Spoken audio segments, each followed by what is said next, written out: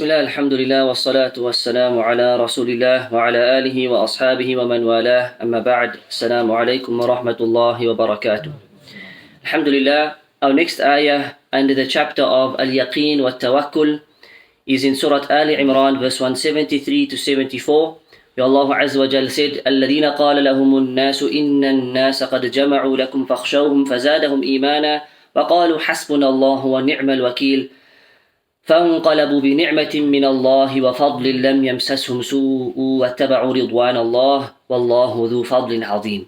Allah Azza wa Jal, He says that those who were warned that your enemies have mobilized their forces against you, so fear them. This warning only made them grow stronger in faith, and they then replied, Allah alone is sufficient. Yani hasbunallah wa ni'mal wakeel. They replied by saying, Allah is alone sufficient as an aid for us, and He is the best protector. Now, again, when did this happen? This happened shortly after the battle of Uhud.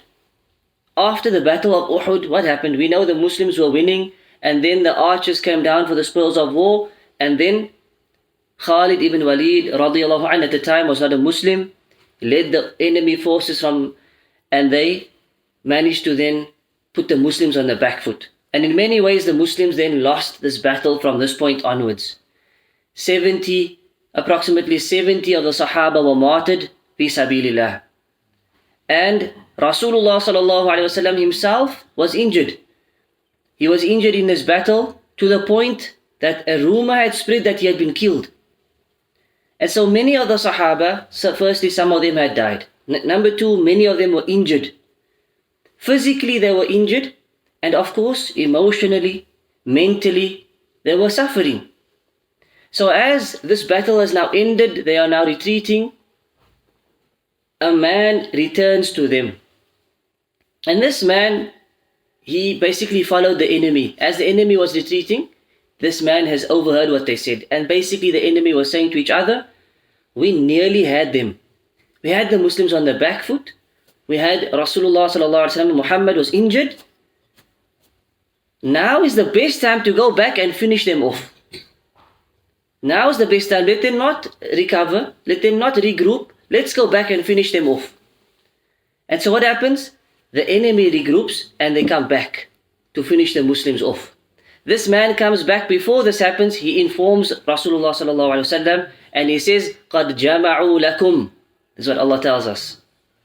They mobilize their forces. They're gathering together. They're coming for you. فَخْشَوْهُمْ. So you need to be careful. Be wary of them. You need to fear them. Because they are coming back and you are in a weak state. This is the backdrop to this ayah.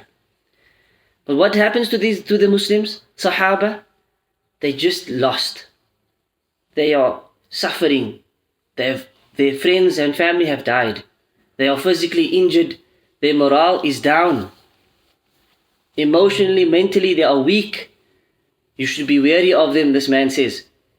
What does Allah say about them? They responded by saying, Hasbunallahu wa ni'mal wakeel. Hasbunallahu wa ni'mal wakeel. Allah is enough for us. Allah is sufficient for us as a helper. Wa ni'mal wakeel. And He is the best of protectors.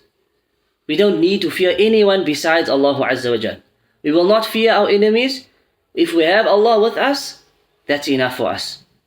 This was the yaqeen and the tawakkul of the Sahaba. We mentioned yesterday in the verses of Surah Al-Ahzab how they responded in comparison to how the munafiqeen responded. That they only increased in their iman wa taslima. Their faith, their submission only increased at times of difficulty. At times of calamity, they only increased and became stronger. This is another example of this. And so what happened? They came to a place called Al-Hamra al-Asad. Hamra al-Asad. The enemy got there and they changed their minds. They changed their mind and they said, we'll come back next year. And they left. What's the reward that the Sahaba get? Sahaba were ready for battle once again. So Allah gives them the reward as if they were fighting. They get the reward of a battle even though no fighting actually took place. And that's why the next verse, what does Allah say? فَانْقَلَبُوا. The Sahaba were then eventually, They returned home. They returned with what? بِنِعْمَةٍ مِّنَ اللَّهِ, with the favors of Allah. وَفَضْلٍ, and the grace of Allah. Because Allah saw how sincere they are. Allah tested their iman and saw how resolute these people are. So they returned with Allah's favor and grace. وَلَمْ يَمْسَسْهُمْ سُوء. لَمْ يَمْسَسْهُمْ سُوء. No harm touched them after this. Meaning, they never had to fight. They were not injured any further. Yet they get the reward of being in a battle. وَاتَّبَعُوا رِضْوَانَ اللَّهِ, and they only sought the pleasure of Allah. وَاللَّهُ ذُو فَضْلٍ عَظِيمٍ, and Allah is the Lord of infinite bounty. So from these ayat, we see the clear yaqeen, the tawakkul Sahaba had. And what do we know about tawakkul? Whoever puts his trust in Allah, Allah is hasbuh, Allah is enough for him. Allah will take care of his needs. Ibn Abbas radiallahu anhuma, he said, this phrase, hasbunallahu wa ni'mal wakeel, who said this phrase? Ibrahim alayhi salam. When he was put to test, when they attacked him, he said, hasbunallahu wa ni'mal wakeel, Allah protected him. Thrown into the fire, hasbunallahu wa ni'mal wakeel, Allah said, be cool for Ibrahim. And Ibn Abbas said, the second to say this was Rasulullah sallallahu alayhi wa sallam. When this incident happened, he said, hasbunallahu wa ni'mal wakeel. To end off, the following verse in Surah Al-Imran says, إِنَّمَا ذَلِكُمُ الشَّيْطَانُ يُخَوِّفُ أَوْلِيَاءَهُ. That this is just how the shaitan works. He works by instilling fear into people through his allies, through his friends. He comes and he puts fear into the believers. What does Allah then say? فَلَا تَخَافُوهُمْ. Don't fear them.